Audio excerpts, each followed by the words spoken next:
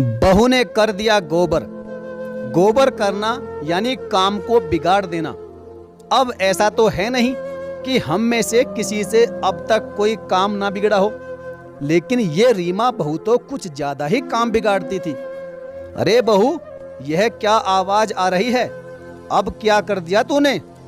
कुछ नहीं माँ जी, वो हलवा। हाँ हाँ, लेकर आना हलवा जल्दी से, भूख लगी जा रही है। हलवा बनाने में इतना क्यों चिल्ला रही है? रीमा चिल्ला इसलिए रही थी कि उसके हाथ से चीनी की जगह हलवे में नमक जो डल गया था। लो जी, गया 2 किलो शुद्ध देसी घी का हलवा पानी में। रीमा सोचने लगी कि पानी में भी नहीं डाल सकती। सास जो चिल्ला रही है कि खाना है हलवा ही खाना है, तो लो। अभी बहू हलवा कटोरी में डाल ही रही थी कि सास दोबारा आवाज लगाती है, अरे बहू, एक कटोरी और ले आना, पड़ोसन काकी भी आई है। अभी वह सोचने लगी, लो जी, अब तो गई भैंस पानी में। अब क्या, हलवा तो देना ही है, अब तो जो होना है वो बाद में देखा जाएगा। अब रीमा एक कटोरी में और हलवा डाल देती है, लेकिन जैसे ही पहला चम्मच हलवे का मुंह में जाता है कि सासू माँ उसे उलखते हुए कहती है, अरे यह क्या, ये कौन सा हलवा है? इतना कड़वा हलवा खिलाया जाता है क्या तेरे मायके में? तेरी माँ ने यही सिखाया है? अरे हमारे तो कर्म फूट गए जो ऐसी निकम्मी बहू पल्ले पड़ गई। अरे माँ जी, मैं इसलिए तो चिल्ला रही थी कि गलती से वो चीनी पाउडर की जगह वो। रीमा अभी अपनी बात को पूरा भी नहीं कर पाई थी कि सास बोली, अरे रहने दे तेरी गलती, न जाने कहाँ ध्यान रहता है, रोज रोज गलती। अरे इतनी गलती तो गलती से भी नहीं होती। ससुराल ना हुआ एक्सपेरिमेंट करने की जगह हो गई तेरे लिए। अब गलती हुई थी तो बहू को सास की बातें सुननी भी थी, क्या करती। और फिर एक रोज रीमा सास से बोली, माँ जी, मैं ना मंदिर जा रही हूँ। हाँ हाँ, मैं भी चलती हूँ बहू, आज मेरी शादी की सालगिरह है। अब तेरे ससुर तो रहे नहीं, लेकिन ईश्वर ने उन्हें मेरे हिस्से में दिया, यही बहुत बड़ी बात है मेरे लिए। मैं भी चलती हूँ। तू तब तक ये ले मेरी साड़ी। ये वो साड़ी है जो तेरे ससुर ने मुझे मुंह दिखाई में पहली बार दी थी। वह तो रहे नहीं, लेकिन उनकी यादें इसी साड़ी के सहारे संजो कर रखी है मैंने। तू ये साड़ी ना मुझे प्रेस करके दे दे। बहू साड़ी लेकर प्रेस करने लगती है। सास नहाने चली जाती है। तभी सास बहू को आवाज देती है, बहू, अरे ओ बहू, गीजर नहीं चल रहा है, जरा एक बाल्टी गर्म पानी की बाथरूम में पकड़ा दे। अरे ठंड बहुत है, नहीं तो ठंडे पानी से ही नहा लेती। समझ रहे हैं ना आप लोग कि अब क्या होने वाला है? हाँ, बिल्कुल सही समझ रहे हो, वही होने वाला है। सास को गर्म पानी तो मिल जाता है, लेकिन गर्म प्रेस वो तो बहू रानी साड़ी पर ही भूल जाती है, और साड़ी का हो जाता है कल्याण। ला बहू ला, जल्दी से साड़ी दे दे, ठंड लग रही है। प्रेस की हुई गर्मा गर्म साड़ी पहनूंगी तो थोड़ा आराम मिलेगा। साड़ी? ओए, वह तो वहीं रह गई। बहू परेशान कि आज सास की आखिरी निशानी के आखिरी दर्शन सास को कराएं या ना कराएं, लेकिन कर भी क्या सकते हैं। बहू ले आती है जली हुई साड़ी अपनी सास के पास। सास साड़ी देखते ही जोर से चिल्लाती है, अरे यह क्या है बहू, तूने आज वह कर दिया जो आज सहन नहीं किया जा सकता। माँ जी, माफ कर दीजिए ना, मैं तो शांति से ही प्रेस कर रही थी कि आपने आवाज दी कि आपको गर्म पानी चाहिए। मैं आपको गर्म पानी देने लग गई तो वो जल गई। और इतना कहकर बहू रोने लगी, लेकिन सास तो कुछ सुनने को तैयार ही नहीं थी, क्योंकि अब तो पानी सर के ऊपर से चला गया था। और फिर सास बोली, बहू, बांध अपने कपड़े जल्दी से और निकल इस घर से, जल्दी जल्दी चल, निकल। नहीं नहीं माँ जी, ऐसा मत बोलिए, मैं कहाँ जाऊंगी, पापा की तबीयत भी ठीक नहीं है। लेकिन सास तो मानने को तैयार ही नहीं थी। वो तो बहू को धक्के देकर भगा रही थी कि तभी रीमा का पति वहां आ जाता है और कहता है, अरे माँ, क्या हो गया? आज के दिन तो तुम पापा की याद में बहुत खुश रहती हो, तो फिर आज क्या हो गया तुम्हें? अरे देख बेटा, तेरी बीवी ने क्या किया, देख, तू भी आंख खोल कर देख, कैसे यह मेरी साड़ी जलकर रुमाल बन गई। और सिर्फ यह इसकी वजह से हुआ है। ऐसा कैसे हो गया? ये तो बहुत अच्छी साड़ी थी। कोई बात नहीं माँ, मैं तेरे लिए एक साड़ी और ले आऊंगा। रीमा हैरान, अरे ये क्या? माँ जी तो कह रही थी कि ये तो ससुर जी की निशानी है। तो फिर इतने में ही सास बोली, अरे कैसी बात कर रहा है बेटा, इस साड़ी को नहीं जानता क्या?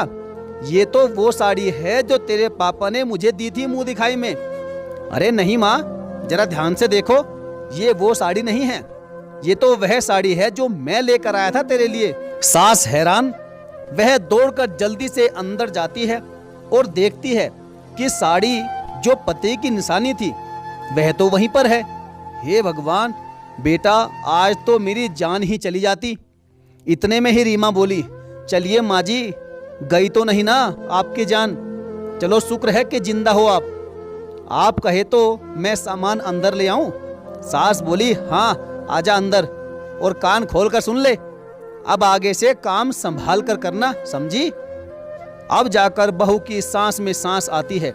वह भागकर सामान लेकर ऊपर जा ही रही थी कि पैर फिसल जाता है और धड़ धड़ाकर बहू गिर पड़ती है सास के ऊपर। सास चिल्लाती है, अरे मार दिया रे, मर गई मैं तो। अरे क्या हो गया? तू तो ऊपर के कमरे में जा रही थी ना, फिर मेरे ऊपर क्यों गिर गई? रीमा बोली, अरे वो क्या है ना माँ जी, खुशी का ठिकाना नहीं रहा था। तो हाँ, तो क्या सब सामान लेकर मेरे ऊपर ही गिर जाओगी? हे भगवान। तभी रीमा बोली, माँ जी गलती हो गई। चुप, बिल्कुल चुप, गलती से भी मत बोलना कि गलती हो गई। हर बार काम करने की जगह गोबर कर देती है। बहू रीमा भी मानती है कि वह जब भी कोई काम करने जाती है तो काम तो हो ही नहीं पाता। समस्या तो गंभीर थी ही, लेकिन करती क्या, समस्या तो समस्या होती है। तभी रीमा का पति बोला, अरे क्या सोच रही हो? रीमा बोली, देखो ना, आज तो वक्त पर आकर आपने मुझे बचा लिया, नहीं तो इस घर से मेरा पत्ता कट ही चुका था। पता नहीं हर काम मुझसे क्यों बिगड़ जाता है। रीमा का पति बोला कि बात तो तुम्हारी बिल्कुल सही है, चलो कल तुमको डॉक्टर के पास लेकर चलता हूँ। अरे डॉक्टर क्या जाने क्यों हो जाता है मुझे ऐसा। रीमा का पति बोला, तो फिर किसी पंडित को ही दिखाएं। रीमा बोली, हाँ तुम सही कह रहे हो, शायद कोई पंडित ही बता सकता है कि राहु केतु का क्या लफड़ा चल रहा है मेरी कुंडली में, जो हर काम मुझसे बिगड़ जाता है। रीमा का पति बोला, ठीक है, वह भी देख लेंगे। देखो पहले तो मुझे सोना है, क्योंकि कल मेरी फ्लाइट है सुबह 5 बजे की, मुझे याद से उठा देना, भूल मत जाना। पति यह कहकर सो जाता है। रीमा भी अलार्म लगा देती है, लेकिन अगले दिन जब रीमा पति को उठाती है, सुनो ना, उठो उठो, तुम्हारी फ्लाइट है ना? पति बोला, हाँ हाँ थैंक्स डार्लिंग, लेकिन मैं इतना थक गया कि नींद खुली ही नहीं। कोई बात नहीं, पानी गर्म करने रखा है, नहा लो, मैं तब तक नाश्ता लगाती हूँ। पति नहाता धोता है, तैयार होता है, लेकिन जैसे ही घड़ी देखता है तो मन ही मन कहता है कि आज 5 बजे इतना उजाला हो गया। तभी रीमा की सास आती है, हाँ हाँ उजाला हो गया। अरे बेटा 1 घंटे में रात हो जाएगी। अरे बेटा तेरी पत्नी ने फिर से गोबर कर दिया, क्योंकि पति की फ्लाइट सुबह 5 बजे की थी और वह उठा शाम के 5 बजे। गोबर तो होना ही था, तो हो ही गया। रीमा का पति बोला, अरे हद करती हो तुम भी रीमा, हद करती हो। माँ ये काम कोई भी ठीक से क्यों नहीं कर सकती है? परेशान करके रख दिया इसने। पति चिल्ला रहा था, लेकिन माँ बिल्कुल शांत थी। क्या है माँ, कुछ कहते क्यों नहीं तुम? तभी रीमा बोली, क्या है जी, छोटी छोटी सी बात में इतना चीख क्यों रहे हो आप? अलार्म लगाया तो था मैंने।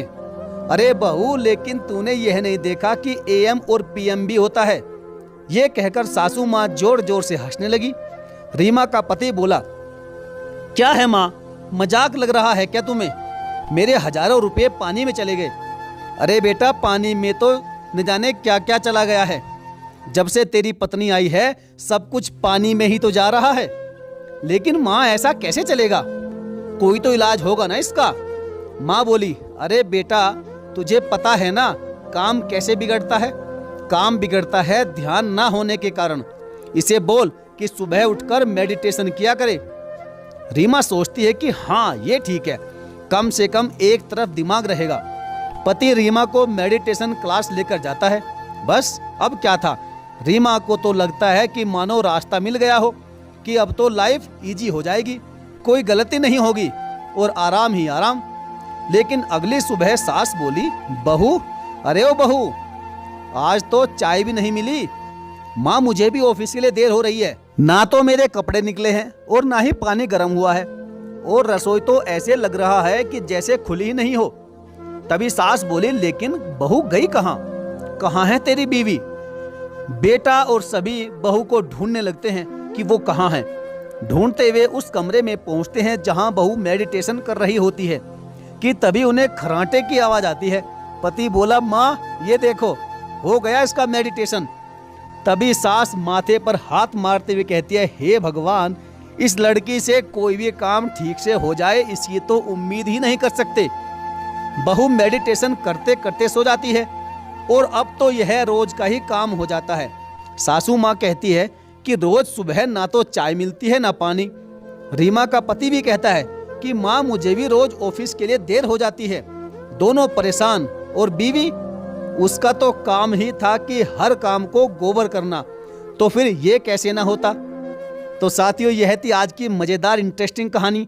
उम्मीद करते हैं कि आपको कहानी में मज़ा आया होगा। कहानी अच्छी लगी तो वीडियो को लाइक करके चैनल को जरूर सब्सक्राइब कर दीजिएगा। तो चलिए साथियों, मिलेंगे फिर और किसी बेहतरीन और दमदार कहानी के साथ। तब तक के लिए धन्यवाद।